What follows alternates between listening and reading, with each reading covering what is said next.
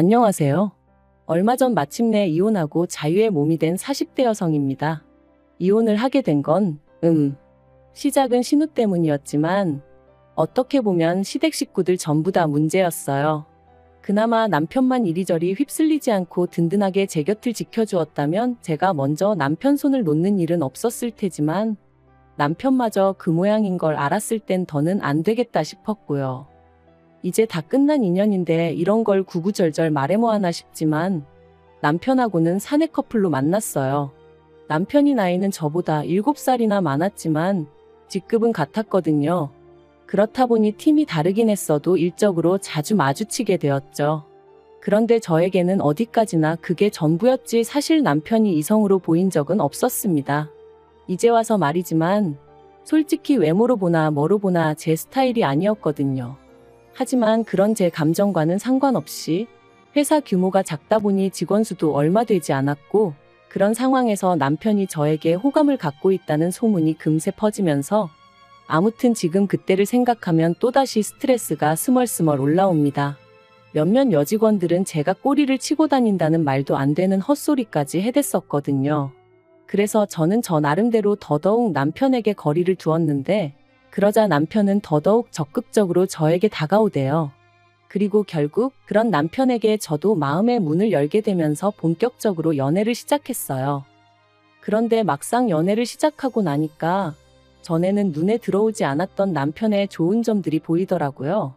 가령 제가 무슨 이야기를 하건 무척이나 흥미롭다는 표정으로 저를 바라봐주는 것이나 지나가는 말처럼 어디 가고 싶다, 뭐 하고 싶다 하면 꼭 기억해주는 것. 별거 아닐 수도 있지만 매일같이 일에 치여 사는 입장에서 남편의 이런 사소하지만 다정하고 자상한 습관은 큰 힘이 되었죠. 그래서 연애를 시작한 지 1년 만에 남편이 결혼 이야기를 꺼냈을 때 저는 고민하고 말고 할 것도 없이 좋다고 했어요. 양가에서도 별다른 잡음 없이 저희를 새로운 가족으로 따뜻하게 맞아주셨고요. 그런데 그렇게 남편과 부부의 연을 맺은 지 2년 만에 저는 꿈에도 생각해 본 적 없는 아픔을 겪게 되었습니다. 정말 아픈 기억이라서 어디서부터 어떻게 말해야 하나 싶은데 집 앞 산책로에 개나리들이 하나씩 모습을 드러내던 시기에 엄마의 본능이었던 건지 왠지 제 몸이 뭔가 달라졌다는 느낌이 오더라고요. 그래서 혹시나 하는 마음으로 테스트를 했는데 2줄이었어요. 사실 신혼은 1년만 즐기고 아이를 갖기로 남편하고 예전부터 얘기가 되어 있었는데 생각보다 임신이 되질 않아 조금씩 스트레스를 받기 시작했었거든요. 그랬으니 임신을 했다는 테스터기의 2줄은 저에겐 정말 벅찬 감동이었습니다. 그리고 이 기쁜 소식을 당연히 양가에도 알렸고 양가 부모님 모두 얼마나 좋아하셨는지 몰라요. 특히 친정부모님께서 무척이나 기뻐하셨는데 그 이유가 실은 저희 친정부모님도 굉장히 어렵게 저를 가지셨다 들었어요. 결혼하고 10년 동안 아이가 안 생겨서 입양까지 고려하셨었다고 했었죠.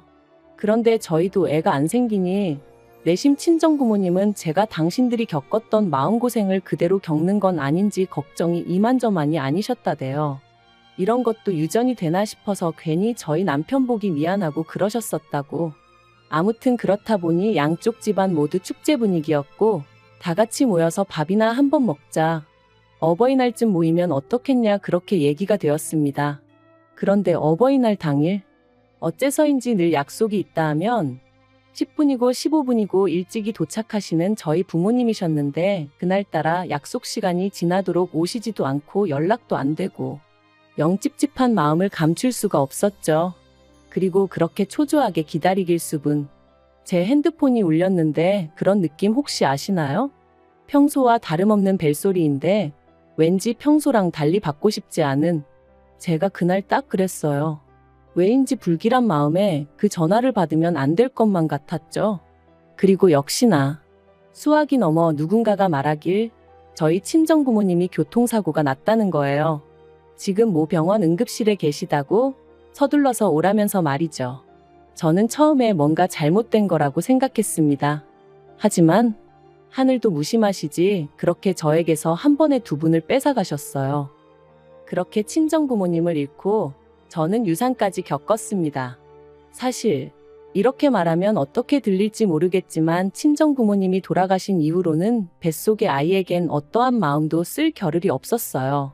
그래서 한 달 가까이 집안에서 폐인처럼 지냈더니 아이도 그렇게 저를 떠나더라고요. 그런데 그 와중에 신우가 뭐라고 했는 줄 아세요? 사람이 죽고 사는 문제는 하늘에 달린 법인데 그걸 가지고 그렇게 울고 짜고 하면 뭐가 달라지기라도 하냐면서 저희 부모님을 돌아가시게 한 음주운전 차량이나 뱃속에 아이를 잃은 저나 별반 다를 게 없다는 거예요. 물론 신우가 이 이야기를 할 땐 어디서 누구랑 먹었는진 몰라도 술에 진탕 취해 와서는 베베 꼬인 혀로 짓거리긴 했지만 정말 제 가슴에 비수가 되어 꽂혔어요. 그리고 이튿날 남편이 신우한테 미친 엑스라면서 저한테 당장 사과해라 어째라 해서는 뭐 사과를 받긴 했는데 자긴 술 취해서 기억 안 난다. 기억은 안 나지만 뭐 실수를 했다니 미안하다. 이딴 식의 사과였고 그래서 이후로는 신우는 인간으로도 안 보였지만 그래도 시부모님과 남편을 봐서 대충 사과받아주고 넘어갔어요. 한편 사고 이후로 저는 제법 많은 유산을 상속받았습니다. 서울에 있는 아파트 2채와 작은 건물 하나 그리고 부모님 2분이 언젠가의 귀농을 위해 마련해 두셨던 땅까지. 2분 다 알뜰하신 건 알았고 그래서 재산이 어느 정도 있으실 거란 짐작은 하고 있었지만 그래도 이 정도의 규모일 줄은 몰랐기에 솔직히 적잖이 놀랐던 게 사실이에요. 아무튼 저는 고민 끝에 아파트 2채는 두고 건물을 정리했습니다. 그리고 건물을 팔아서 나온 돈으로 부모님이 귀농하려고 사두신 땅에 집을 지었죠. 솔직히 누군가의 눈에는 비효율적으로 보일지도 모르겠지만 그때는 제가 정말 마음이 허한 시기였어요. 그래서 남들 눈에 잘 띄지 않는 조용한 곳에 혼자서 마음을 달랠 만한 공간이 있으면 좋겠다 싶더라고요. 그리고 그렇게 마음 쉴 공간까지 마련하고 나니 어느덧 1년이 넘는 시간이 흘러 있었고 그러자 저도 조금씩 마음을 다잡을 수 있게 되었습니다. 여전히 부모님의 사고는 큰 상처고 아픔이지만 그래도 뭐랄까 하루 이틀도 아니고 1년이 넘는 긴 시간 동안 툭하면 정신 나간 여자 마냥 눈물 쏟고 멍해져 있고 하는 저를 짜증 한 번 안 내고 받아주던 남편이 눈에 들어왔거든요. 그리고 그제서야 나만큼이나 남편도 힘들겠구나 싶은 게 이제 나도 정신 차려야겠다 뭐 그런 마음을 갖게 된 거죠. 그래서 저는 무엇이 나를 견디게 해줄까 생각하다가 오랫동안 생각만 하던 일을 실천에 옮겨보자 그런 생각이 들면서 저만의 작은 사업을 시작했습니다. 참고로 제가 여기다 무슨 사업인지 자세히 적을 순 없지만 저처럼 그리움이 가득한 사람들을 위로하는 그런 일이었는데 생각보다 정말 빨리 자리를 잡았고 매출도 쑥쑥 늘어나대요. 그래서 결국 남편도 직장을 관두고 제 사업을 같이 하게 되었죠. 그리고 그렇게 또 해가 지났을 무렵 저런 걸 누가 데려갈까 싶던 신우도 결혼을 했습니다. 시집가면서도 조용히 얌전히 간 건 아니고 시부모님과 저희 부부 속을 있는 대로 긁고 갔어요. 사실 시댁은 가난한 것도 아니지만 그렇다고 다 큰 자식들을 계속해서 뒷바라지 해줄 만큼 여력은 없거든요. 그런데 신우는 계속해서 자기도 저희 부부처럼 서울에 있는 30평대 아파트에서 시작하고 싶다는 둥 헛소리를 해대더니 급기야는 저더러 아파트 2개 받지 않았냐. 하나는 누가 사냐 자기가 살게 해달라. 공짜로 살겠다는 소리 안 한다. 1억을 내고 살겠다. 뭐 별 거지 같은 소리를 어찌나 해대던지. 그리고 그럴 때마다 저에게 미안하다 사과하는 건 다름 아닌 시부모님이셨습니다만 아무리 그래도 결국 팔은 안으로 굽는 거고 피는 물보다 진하다잖아요. 어머님은 아니라고 하셨지만 이따금씩 당신도 모르게 저에게 좀 서운한 기색을 내비추셨는데 그게 또 나름대로 상처가 되더라고요. 그래도 그걸 가지고 티를 낸 적은 없어요. 그것 때문에 이혼까지 결심한 건 더더욱 아니고요. 결국 신우 시집 갈 때 저희 부부가 1,000만 원 보태주는 걸로 이야기가 마무리되었고 그렇게 또 비록 겉으로만이긴 했어도 적당히 잘 지내고 있다고 생각했는데 결혼한 지 6개월도 안 돼서 시매부가 실직을 했다며 신우가 시매부를 저희 부부가 하는 사업에 좀 끼워달라고 연락을 해왔습니다. 마침 제가 직원을 한두 명 더 뽑아야겠다 생각을 하고 있긴 했는데 신우가 어떻게 알고 연락을 했나 싶을 정도로 기가 막힌 타이밍이었지요. 그리고 이번에는 전보다는 조금 더 노골적으로 시부모님이 그러지 말고 기회를 한 번 주면 안 되냐는 식으로 얘기를 하셨어요. 그리고 시부모님이 그렇게까지 나오시니 제가 무조건 싫다고 하기도 그렇더라고요. 그래서 알겠다 하고 자의반타의반으로 시매부를 고용했습니다. 그리고 심해부가 합류한 지 어느덧 1년이 되어가던 올해 초 2월이었어요.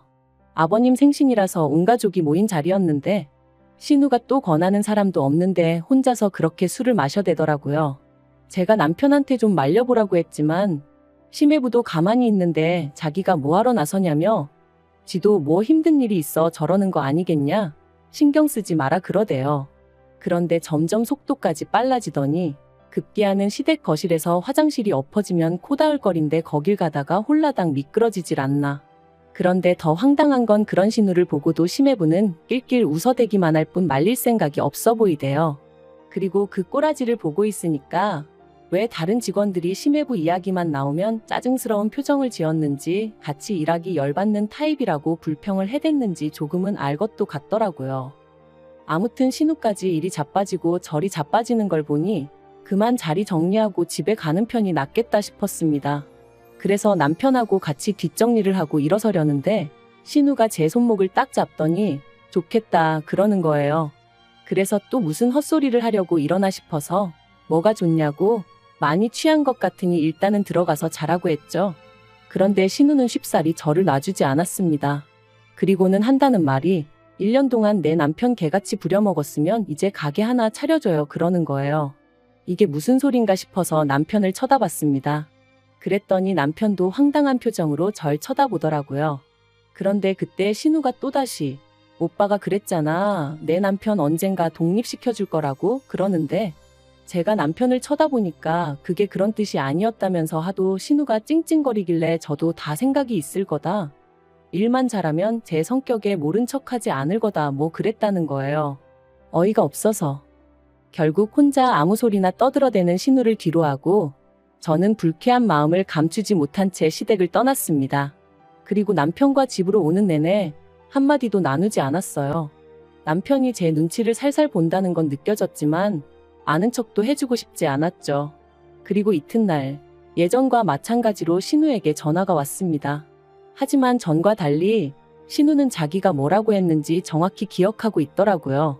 한 달에 300도 안 주고 사람을 부려먹었으면 이제라도 뭐 어떻게든 보상을 해줘야 하는 거 아니냐면서. 그래서 저도 신우한테 심해부가 하루에 5시간 일하는데 얼마를 받아갈 줄 알았냐 했습니다. 그리고 내가 주는 월급이 적어서 불만족스러우면 관두라고 했어요. 안 잡을 테니 편히 떠나라고요. 그랬더니 신우가 한다는 말이 재수 없다면서 부모 하나 잘 둬서 먹고 사는데 걱정 없고 좋겠답니다. 그리고는 하긴 사람 목숨하고 바꾼 돈이니 찝찝하긴 하네 그러대요. 정말이지 눈앞에만 있었으면 당장에라도 어떻게 해버리고 싶은 심정이었죠. 저는 결국 분을 삭히지 못하고 그 길로 그대로 시댁으로 향했습니다. 영문을 모르겠단 표정에 남편까지 데리고 말이죠. 그리곤 모두를 앉힌 후에 신우가 짓거린 말을 한번 들어보라고 통화 내용을 틀어줬어요.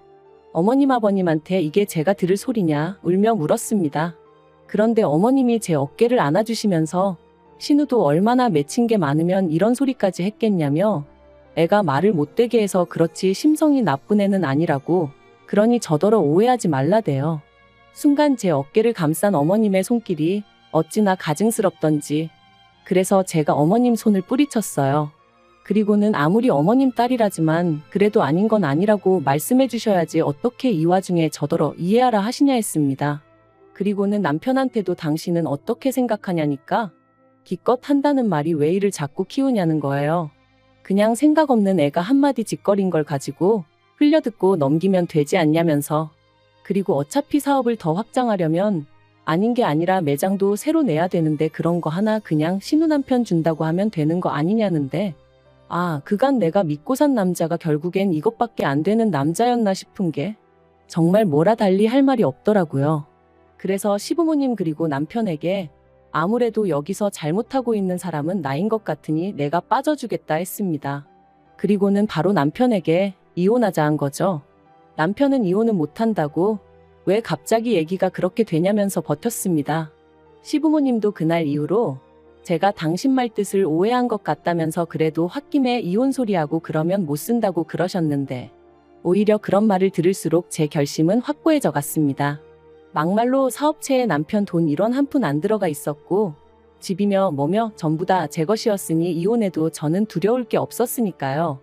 그리고 일이 정말 커지고 나니까 그제서야 신우가 한다는 말이 자기가 제가 셈이 나서 말을 좀 얄밉게 한 거 안다며 미안하다대요. 너무 어이가 없었어요.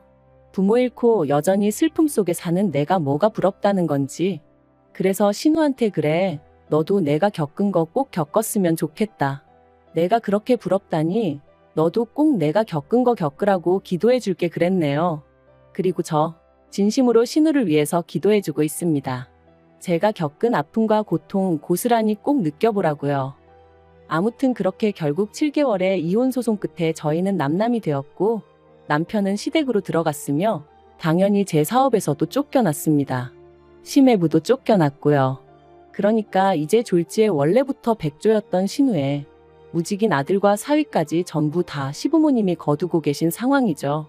뭐 그러던지 말던지 솔직히 별 관심은 없습니다. 아, 생각해보니까 아니네요. 관심 있어요. 다 망해버렸으면 좋겠거든요.